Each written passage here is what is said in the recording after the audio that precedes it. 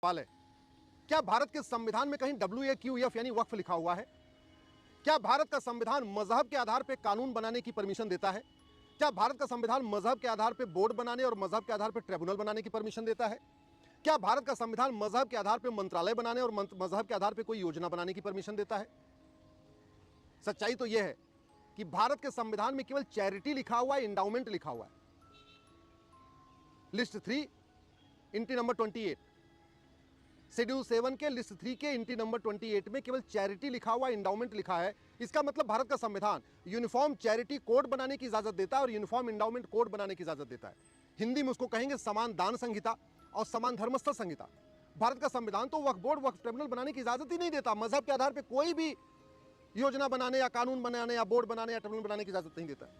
और वैसे भी भारत के संविधान में 1976 में सेकुलर शब्द भी जोड़ दिया गया, और सेकुलरिज्म का मतलब ही होता है कि जो भी कानून हो वो रिलीजन न्यूट्रल होना चाहिए। मजहब के आधार पर कोई कानून हो ही नहीं सकता। संविधान पहले भी इजाजत नहीं देता था, लेकिन सेकुलर शब्द जोड़ने के बाद तो एकदम कंफर्म हो गया। और सबसे बड़ी बात, वक्फ बोर्ड के सारे मेंबर मुस्लिम्स, और उनकी सैलरी कहां से आता है, उनका पेमेंट कहां से आता है, वो जनता के टैक्स के पैसे से, जो इनकम टैक्स देते हैं, GST देते हैं, वहां से पैसा आता है। और आर्टिकल 27 कहता है मजहब के आधार पर आप पैसा भी नहीं खर्च करेंगे। तो आर्टिकल 14 का वायलेशन हो रहा है, जो कहता है equality before law, equal protection of law. संविधान के आर्टिकल 15 का वायलेशन करता है वक्फ बोर्ड, वक्फ ट्रिब्यूनल, जो कहता है आप मजहब के आधार पर भेदभाव नहीं करेंगे। आर्टिकल 27 का वायलेशन करता है वक्फ बोर्ड, वक्फ ट्रिब्यूनल, जो कहता है मजहब के आधार पर आप पैसा नहीं खर्च करेंगे, मजहब के आधार पर किसी को वेतन भत्ता नहीं देंगे। और सबसे बड़ी बात, ये वक्फ बोर्ड, वक्फ ट्रिब्यूनल केवल अनकॉन्स्टिट्यूशनल नहीं है, अन इस्लामिक है और अनकुरानिक भी है। क्यों? क्योंकि वक्फ का मतलब होता है दान करना, वक्फ का मतलब होता है चैरिटी करना। और दान क्या की जाती है? जो कुछ अपनी जमीन हो।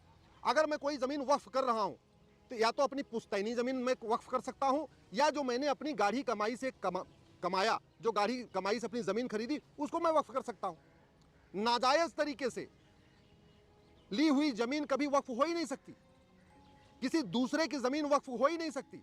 अवैध तरीके से हड़पी गई जमीन कोई वक्फ हो ही नहीं सकती। किसी का हत्या करके, किसी का मर्डर करके, किसी के तलवार के दम पे छीनी गई जमीन वक्फ हो ही नहीं सकती है। और जब वक्फ हो ही नहीं सकती, तो ये जो गोरी, गजनी, कुतुबुद्दीन ऐबक, इल्तुमिश, खिलजी, तुगलक, लोधी, नादिर शाह अब्दाली, होशंग शाह, आदिल शाह बुरहान, या बाबर, हुमायूं, अकबर, शाहजहां, औरंगजेब, हैदर, टीपू, इनकी जो जमीन थी जिसको इन्होंने वक्फ घोषित किया, वो किया कैसे? भाई, ये जितने भी वहशी दरिंदे थे, इन्होंने कोई मेहनत से जमीन कमाई नहीं। ये सारी की सारी जमीन भारत के लोगों की थी। ये जितने वहशी दरिंदे थे, इन्होंने न जमीन खरीदी अपनी मेहनत से, अपनी मेहनत के पैसे से, और न किसी ने उनको अपनी इच्छा से उनको दान किया। अगर किसी भारत के आदमी ने अपनी जमीन अपनी इच्छा से इनको दिया होता, तब तो वो वक्फ कर सकते थे, लेकिन ऐसा तो है नहीं। इन वहशी दरिंदों ने केवल तलवार के दम पे भारत के लोगों की जमीन छीना, हत्या करके छीना, बलात्कार करके छीना, धमकी देके छीना, मर्डर करके छीना। तो छीनी हुई जमीन वक्फ नहीं होती है। वक्फ केवल अपनी पुश्तैनी जमीन होती है, या अपनी गाढ़ी कमाई से खरीदी गई जमीन ही वक्फ होती है। यहां की जमीन न इन वहशी दरिंदों की पुश्तैनी जमीन थी, और न उन्होंने अपनी गाढ़ी कमाई से खरीदा। सबसे बड़ी बात, केवल जो पाक जमीन होती है, जो पाक पैसा होता है, वही वक्फ किया जाता है। नापाक जमीन, नापाक पैसा वक्फ नहीं किया जा सकता। एक तरफ हम कहते हैं हिंदू, जैन, बौद्ध, सिख काफिर हैं, एक तरफ कहते हैं हिंदू, जैन, बौद्ध, सिख नापाक हैं। तो जो हिंदू, जैन, बौद्ध, सिख नापाक हैं, उनकी जमीन भी नापाक है। अब उनकी जमीन भी नापाक है, तो वक्फ कैसे हो सकती है? सबसे इंपॉर्टेंट, इस्लाम में मज़ार बनाना, मज़ार पे जाना हराम है। दरगाह पे जाना, दरगाह बनाना हराम है। पक्का कब्रिस्तान बनाना हराम है। इसीलिए खाड़ी देशों में जहाँ से इस्लाम शुरू हुआ, दुबई, कुवैत, अरब अमीरात, बहरीन में कहीं एक भी मज़ार नहीं, एक भी दरगाह नहीं, एक भी पक्का कब्रिस्तान नहीं। और भारत में वक्फ बोर्ड मज़ार, दरगाह को भी वक्फ प्रॉपर्टी डिक्लेयर कर दे रहा है। तो इस्लाम के हिसाब से जो चीज़ नापाक है, जो चीज़ नाजायद है, उसको भी वक्फ बोर्ड जायज़ करा दे रहा है। इसलिए मैं कह रहा हूँ, ये वक्फ कानून, वक्फ बोर्ड और वक्फ ट्रिब्यूनल पूरी तरीके से अन इस्लामिक है, अन कुरानिक है, अनकॉन्स्टिट्यूशनल है। एक और चीज़, किसी भी ज़मीन का जब तक मालिकाना हक ट्रांसफ़र न कर दिया जाए, अपने नाम पे ना आ जाए, तब तक उसको आदमी कोई वक्फ कर नहीं सकता। आज़ादी के समय वक्फ बोर्ड के पास 45,000 एकड़ ज़मीन थी। आज की डेट में वक्फ बोर्ड के पास 10 लाख एकड़ ज़मीन है। यानी पिछले 75 साल में लगभग 9.5 लाख एकड़ ज़मीन बढ़ गई। अब सवाल ये, 9.5 लाख एकड़ ज़मीन दान किसने किया? सच्चर कमेटी कहती है मुसलमानों की हालत दलितों से बदतर है।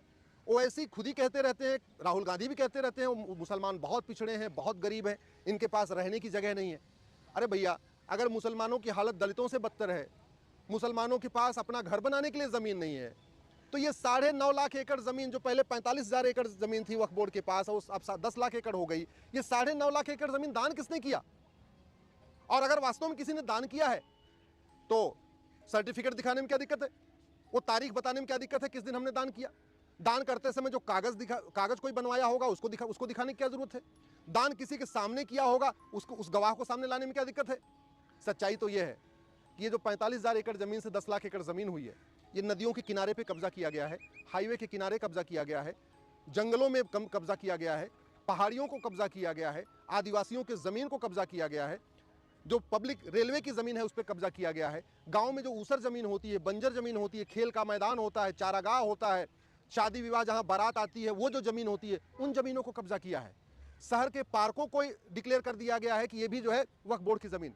और सबसे बड़े आश्चर्य की बात ये, ऐसी ज़मीन को भी कह दिया वक्फ बोर्ड की, ये कह के कि यहाँ तो बाबर का घोड़ा घास खाता था, यहाँ औरंगजेब की बकरी घास खाती थी।